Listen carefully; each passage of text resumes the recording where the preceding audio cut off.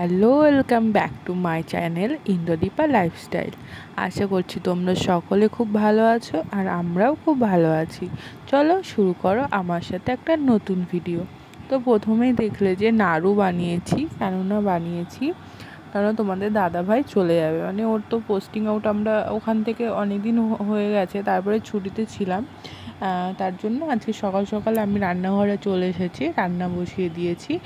আর বরমশাই নিয়ে এসেছে চিকেনটা পরিষ্কার করে নেব। আর এই যে লেবুগুলো দিয়ে চিকেন পরিষ্কার করলে কিন্তু চিকেনের মধ্যে যে আষ্টে গন্ধটা থাকে ওটা কিন্তু একদমই থাকে না, আর এই যে রেডিশ ভাবটা মানে রক্তটা থাকে ওটা কিন্তু একদম পরিষ্কার হয়ে যায়।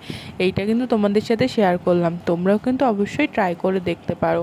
তারপরে ভাতটা বসিয়ে দিলাম, চিকেনটা ম্যারিনেট করে এদিকে রেখে দিয়েছি।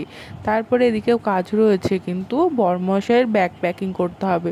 মানে এই কটা দিন ছুটিতে এসে একটা দিনও সময় পাইনি, কেননা খুব অল্প সময়ের মধ্যে ছুটিতে আসা হয়েছে।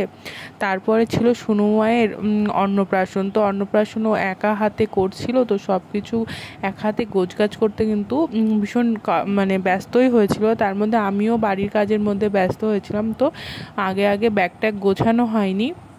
এদিকে বরমশাই আজকেও কিন্তু ব্যস্ত, বাইরের কাজগুলো করছে, আর আমি ওর ব্যাগটা গুছিয়ে দিচ্ছি।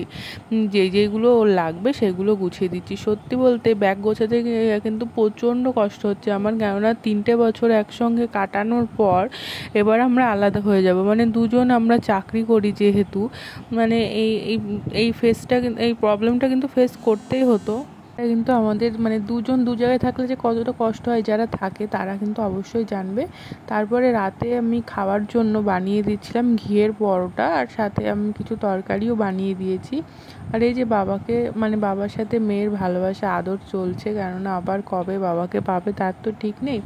তারপরে এই যে বরমশাই রেডি হয়ে গেছে, এবার জুতোটা পরে আমাদের এখানে না কালী মন্দির আছে, তো মানে উনি ভীষণই জাগ্রত, তো বরমশাই বললো চলো ওখানে যাই, প্রণামটা করে আসি। তো আমরা সবাই মিলে গেছিলাম, মানে আমি, সোনুমা আর ওর পাপা, 3জন গেছিলাম প্রণাম করে আসতে। তারপরে আর মানে কি বলবো, ভিডিও তোমাদের সাথে সব কিছু শেয়ার করতে পারিনি, কেননা আমার এত কান্না পাচ্ছিলো আর এত কষ্ট হচ্ছিলো, তো সব কিছু শেয়ার করা সম্ভব হয়নি।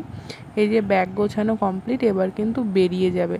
মানে আমি কান্নাটা তোমাদের সাথে শেয়ার করতে চাই না, ক্যামেরা অন করে কাঁদতেও পারি না।